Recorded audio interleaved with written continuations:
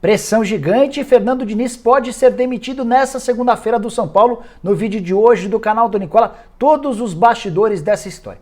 Também preciso te falar sobre o Flamengo, que faz final de campeonato contra o Sport na noite dessa segunda-feira. Vou trazer detalhes ainda sobre o Internacional com um recorde quebrado, recorde que pertencia ao Flamengo de Jorge Jesus. O que há de verdade na história de que Vina já tem um acordo verbal com o Corinthians? Para completar, vou falar sobre o herói improvável do Palmeiras, o Breno Lopes, que até outro dia estava num time B, num clube grande do futebol brasileiro, e foi dispensado desse time.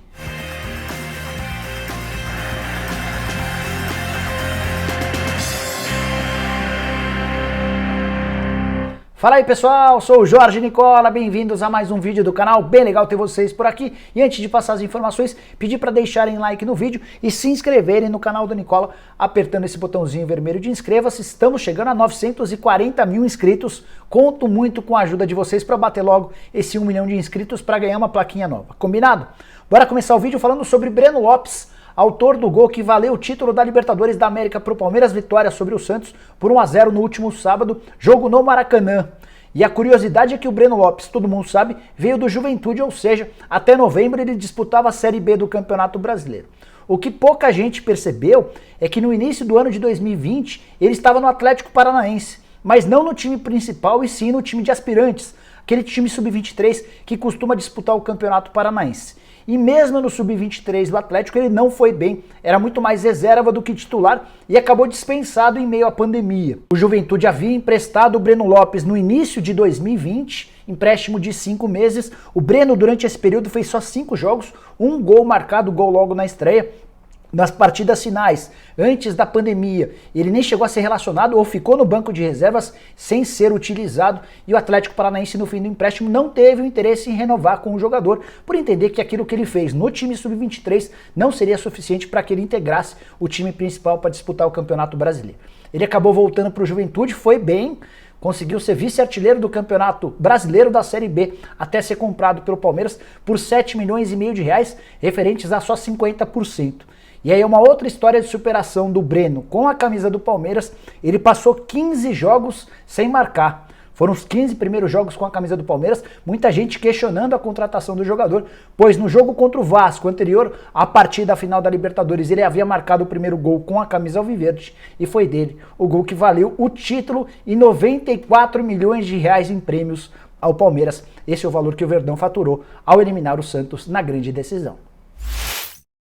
Bora falar agora sobre o Internacional, que acaba de quebrar um recorde que pertencia ao Flamengo de Jorge Jesus, com a vitória por 2-1 contra o Red Bull Bragantino, na noite desse domingo no Beira-Rio.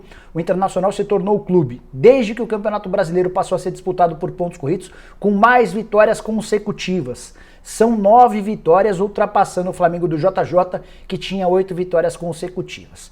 Momento espetacular do Internacional no Campeonato Brasileiro, é líder isolado da competição, 65 pontos ganhos, 5 de vantagem para o Atlético e 7 de vantagem para São Paulo e Flamengo, com a lembrança de que o Flamengo ainda entra em campo para fazer seu jogo da 33ª rodada. Próximos jogos do Internacional: Atlético Paranaense fora, Sport em casa, Vasco fora, Flamengo fora e Corinthians em casa. Nas contas dos especialistas em matemática, o Internacional precisa de pelo menos 73 pontos para garantir o título do Campeonato Brasileiro.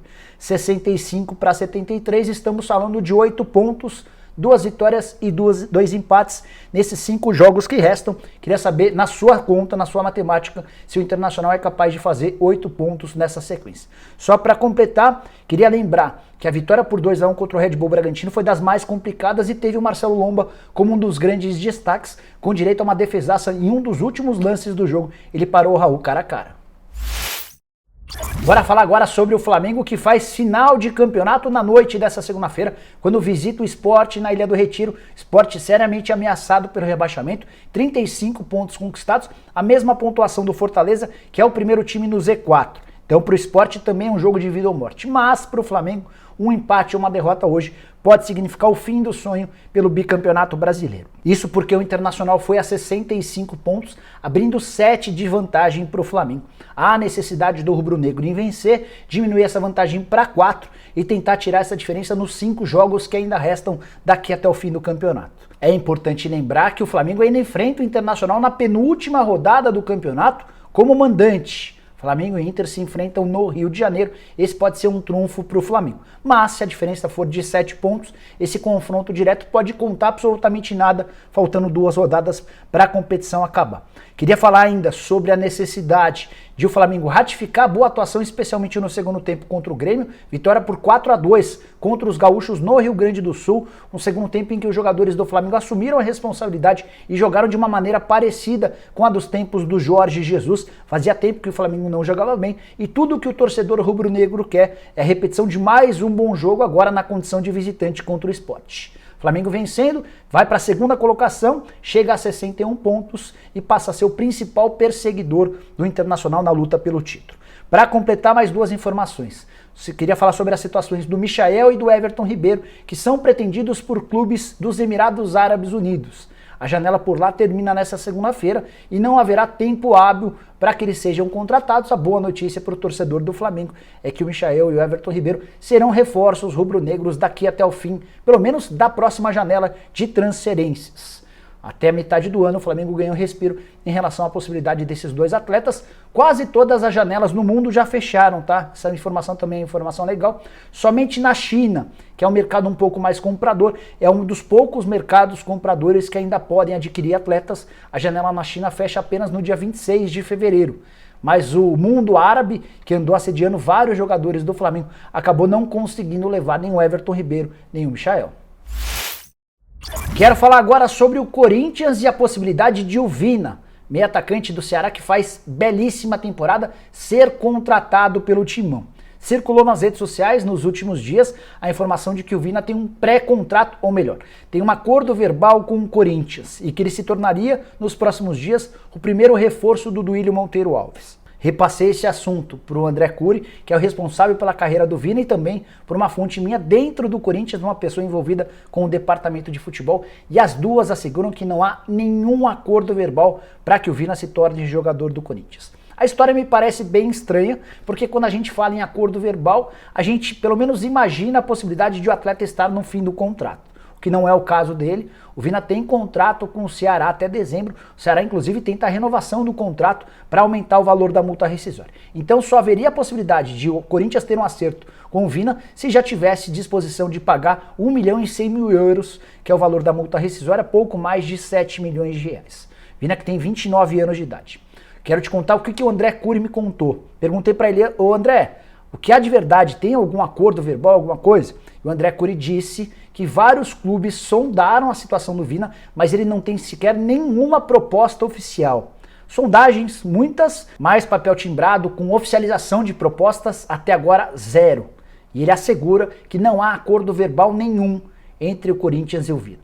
O Vina, inclusive, usou suas redes sociais, vou mostrar a imagem para você, de uma tweetada que ele deu, afirmando ou pedindo para que as pessoas não acreditem em fake news. Imagino que o torcedor do Ceará tenha se incomodado demais com a possibilidade dele já ter um acordo verbal com o Corinthians. Lembra que eu falei também sobre uma conversa que tive com um membro do departamento de futebol alvinegro?